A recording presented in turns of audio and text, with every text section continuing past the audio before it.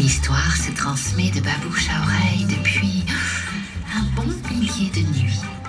Et nul n'en connaît l'origine.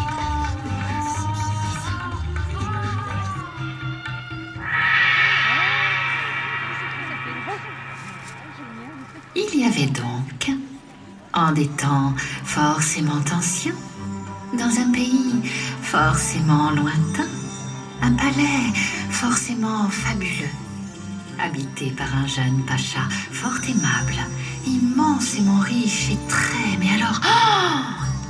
beau. Bref, un pacha comme il n'en existe que dans les contes. Ce jeune et beau pacha avait une jeune et belle épouse, la pachate.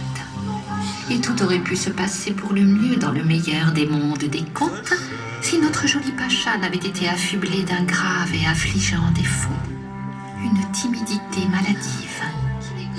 Dès qu'un visiteur se présentait au palais, l'effarouché pacha disparaissait sans crier gare.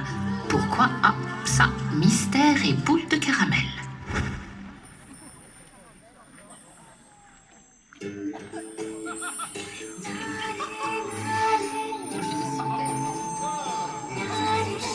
Et c'était fort ennuyeux, car comme au palais il y avait des fêtes tous les jours, et bien des visiteurs, il y en défilait évidemment tous les jours. Il y avait de petits visiteurs et de grands visiteurs, il y avait des maigres et des gros, des pauvres et des riches, enfin il y avait des visiteurs, quoi. Et il faut bien le dire, un palais sans pacha, ça faisait mauvais genre. C'était comme un éléphant sans trompe ou comme une galette sans sarrasin.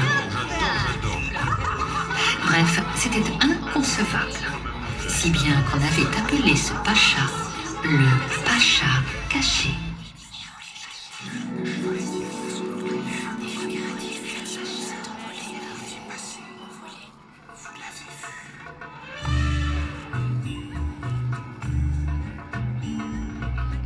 Comme on ne pouvait en rester là, une délégation d'émissaires du palais, montée sur le grand éléphant blanc d'apparat, était partie demander au pacha du voisinage s'il voulait bien venir remplacer le pacha défaillant pour un moment, comme ça, en tout bien tout honneur de pacha, quoi. Ainsi, le défilé des 22 pachas de Trévaraz commença.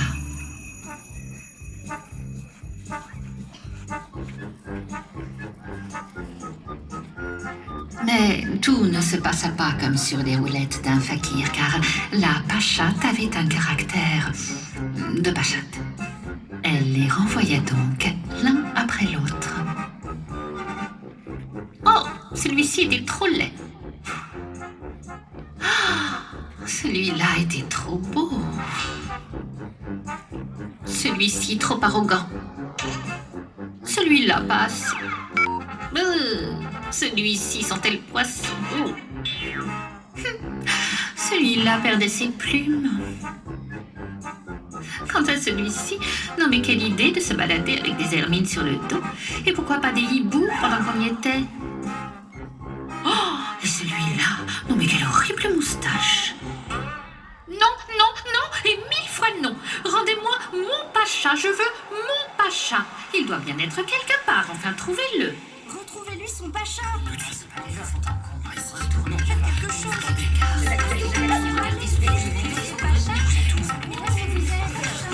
Où est-ce que vous êtes caché? On chercha partout. Pas de pacha. Dans tous les recoins. Pas de pacha.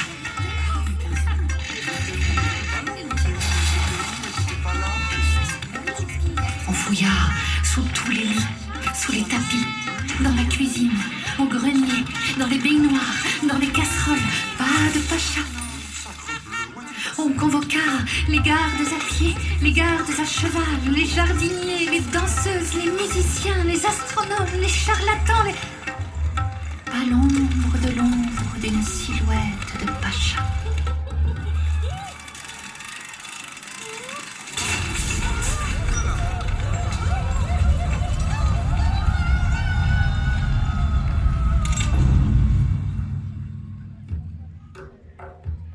Je veux mon pacha.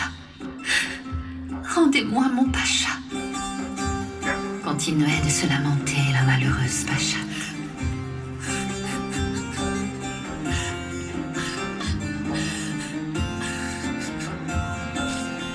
Oh, comme le palais était devenu triste.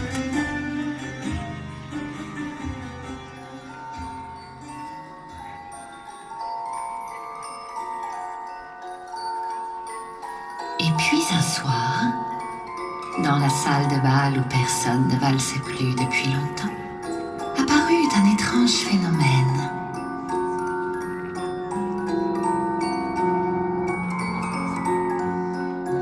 Sortie d'on ne sait où, une armada de souris s'était mise à danser un quadrille frénétique. Oui, vous avez bien entendu, un quadrille de souris. Oh, grand étonnement au palais, vous vous en doutez. Tout le monde, pachade comprise, vint voir ce curieux prodige. C'est alors que les yeux de la pachade se mirent à briller d'une lueur inattendue. Son visage rayonnait de bonheur. Un beau sourire avait remplacé les larmes. Elle murmura. « C'est bien normal, après tout, que les souris se trémoussent ainsi. Parce que toutes les princesses le savent. C'est quand le pacha n'est pas là que les souris dansent. » Alors, on attendit sagement que les souris aient fini de danser.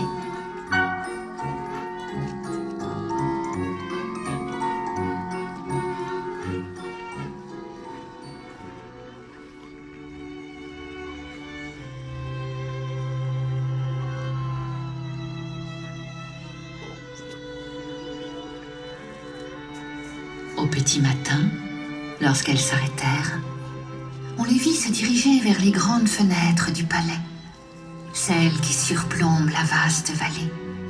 Elles grimpèrent sur le rebord et scrutèrent l'horizon. La pachate les rejoignit et fit de même. Le silence régnait dans la salle. Puis, le rire de la pachate éclata. Oh, un rire, mes amis, comme on n'en entend plus de nos jours.